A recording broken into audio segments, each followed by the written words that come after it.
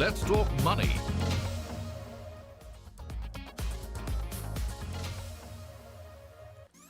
Hello and welcome to a brand new edition of Let's Talk Money. I'm your host, Surabhi Upadhyay. Last week, India completed 78 years of independence. And like many of you, I also heard Prime Minister Modi's message of Atmanirbharta delivered from the ramparts of the Red Fort. And it really struck a note. Atmanirbharta, self-reliance, the one thing that guards our independence. Now, it holds true for a country, and it definitely holds true for us as individuals as well. Self-reliance is the only way to ensure our financial freedom and our financial well-being. Over the last many years, mutual funds have become our biggest partners on this road to financial freedom. Small ticket or big, metro or non-metro, mutual funds have sparked the revolution, which is rapidly converting India from being a nation of savers to a nation of investors. And today, we take stock of where this journey is heading and what new innovations the mutual fund industry perhaps has in store for us investors. Well, I have a full house with me on the show today. So let me quickly welcome all of the mutual fund veterans. I have with us, of course, Navneet Munot, Chairman of AMFI, as well as MD and CEO of HDFC Asset Management. I have Saurabh Nanavati with me in the studios as well, CEO of Invesco Asset Management. And of course, we have Nilesh Shah of Kotak Mahindra AMC joining us, virtually. And again, in the studio, Sandeep Sikka, Executive Director of Nippon Life India Asset Management. Gentlemen, thank you so much for joining in. What a pleasure. It's a full house. And I think it's great to have all of you in because we want to really understand where the journey is going when it comes to mutual funds, self-reliance and financial freedom, because that's what it's all about, right? So tying in with this Independence Day month. So let me open with you, Navneet. Broad thoughts on when the whole aspect of mutual funds giving you the freedom that you need in your life. How do you describe, first of all, financial freedom? So thank you, Surabhi, for having us. It's an honor and privilege for all my industry colleagues and me personally to be part of this industry over the last 30 years. It's a coincidence that we are also celebrating 30 years of AMFI. And it's been an honor for all of us to serve this industry and serve millions of investors. You started by talking about Prime Minister's message on Atmanirbharta. That's what he's been saying for the last few years. Yeah. And it's very important that in every possible way, each and every citizen lives a life of dignity. Government has done a tremendous job on creating that social security by supplying many things to meet their day-to-day needs, but at the same time, for financial security, it means living a life of dignity. It means ability to fulfill your aspirations. It means life without financial insecurity. And I think mutual fund as a product, mutual fund as a solution provider over the last couple of decades have worked very hard to provide that ability to each and every household that they can meet their financial goals, they can meet their life goals by investing through mutual funds.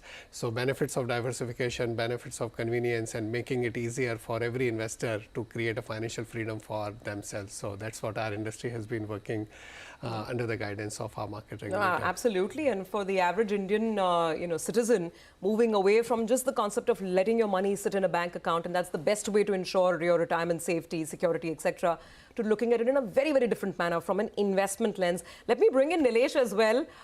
Great to have you on this discussion, Nilesh. So you tell us, let's talk, when we talk about financial independence, what is the definition? Is it X amount of money in the bank? Is it a 6-digit salary? I mean, how should a person really think of financial empowerment and financial independence?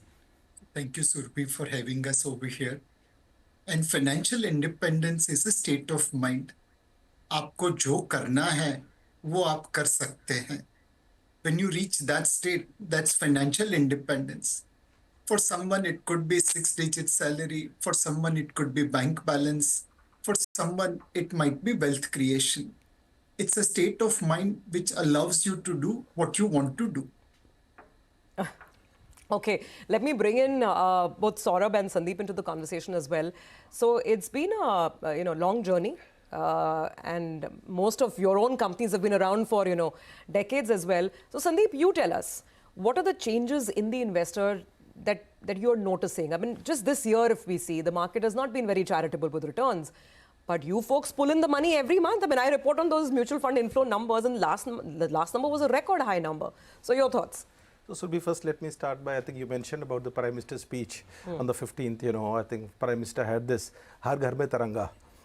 I think today, we're happy to say, as a part of the mutual fund industry, we want to take it Har Ghar Mein Mutual Fund. So that is something what the industry is working towards. And I'm very happy to say, this is actually, it's happening. Today, we can proudly say, almost every pin code of India, every district of India, we've got investors. And while the foundation of this was laid by the regulator long back when we started something called B30, and today we give credit, now on the 30th of our AMFI, we have crossed that stage of B30 to B300. And the reason why I give this example is this is the big change that has happened. Earlier, the mutual fund investors used to come from big cities and towns. Today, the fact is, I think coincidentally as industry, we opened our first branch in Leh. Now, that tells you where we are going. But the big change that we are seeing, the markets you mentioned, right, this year the markets have been flat. But the big change that we have seen is investors are maturing. 10 years back, when markets used to be volatile, the number of calls we used to get from investors in a call center, our RMs used to be very high. Today, the fact is, when the markets have been volatile, people are investing more through SIPs because they understand, they need to time it out. You can't time it to perfection, but you need to spread out your investments. So that's a big change we have seen. And also another big change that we have seen, way back in 2000, when my father retired from government service, I had to convince him to invest in mutual funds. But last time my daughter started working, she asked me this question, which SIP should I invest? That is the big change. That is the new India, where young investors want to move away from bank deposits and come to mutual funds. And that is exactly what is going to make India Atmanirbhar Bharat, where every investor will be joining this journey of India growth story through the mutual fund industry. Okay, well, absolutely. Fingers crossed and optimism galore. But Saurabh, every time the market falls, obviously this thesis gets tested, and till now retail investors have completely prevailed, right? It's just that now, and especially for people who probably came on the mutual fund investing bandwagon after COVID, this is probably the first time that their patience is being tested in terms of returns. Usually returns draw more inflows, draw more investors. But now, with what we've seen the last couple of months, do you think there is a bit of a test ahead for new investors, young investors particularly? I think the new investors, the perspective has changed. This whole education which has been carried out by the regulators, AMFI as an association, the fund industry, I think is hitting home.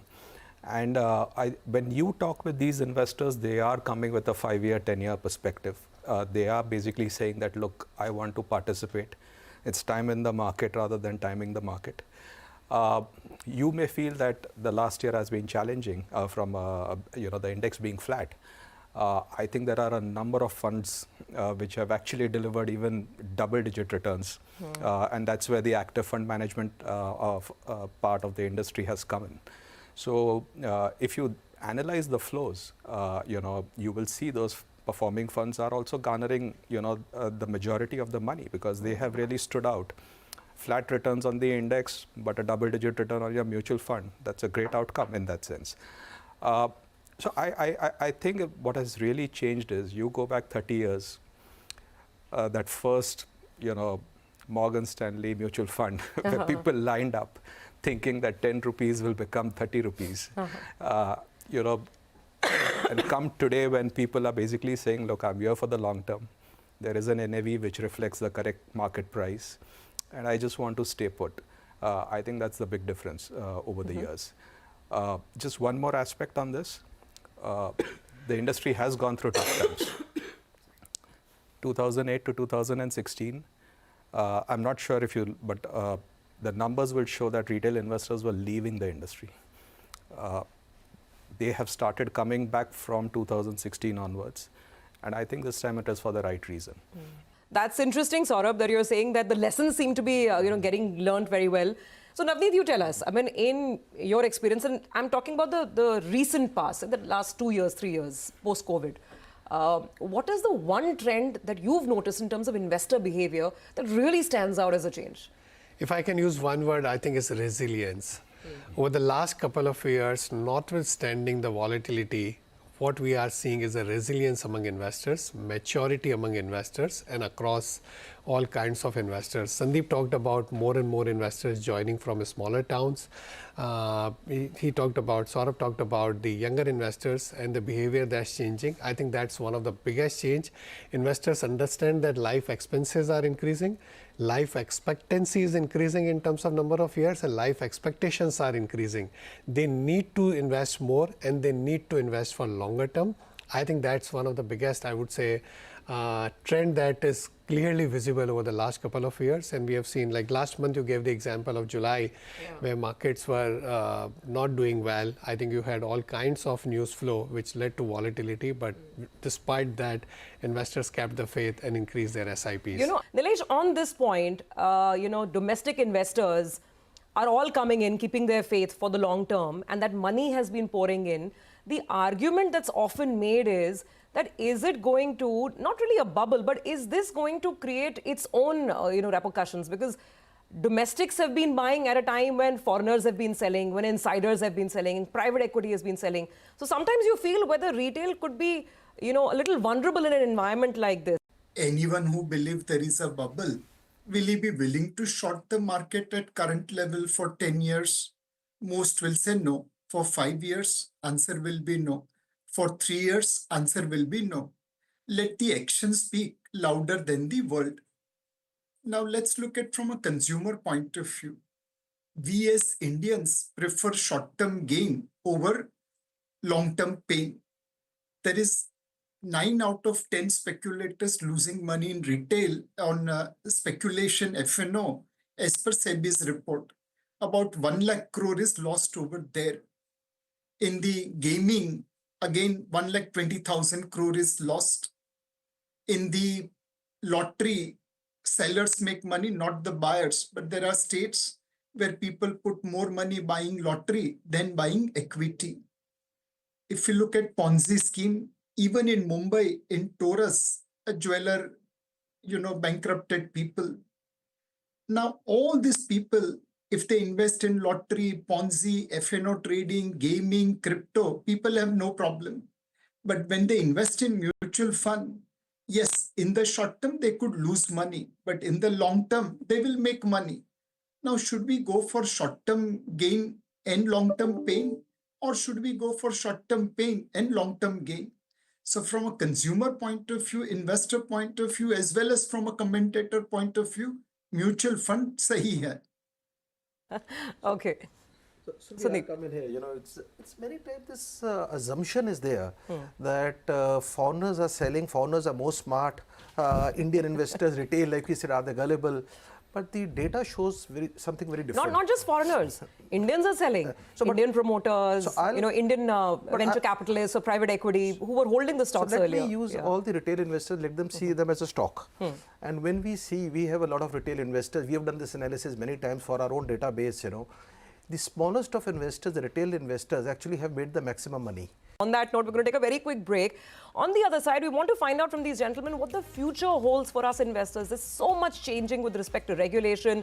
The industry's been given some more freedom to, offer differentiated products as well. So what does it mean for us? We'll find out after the break.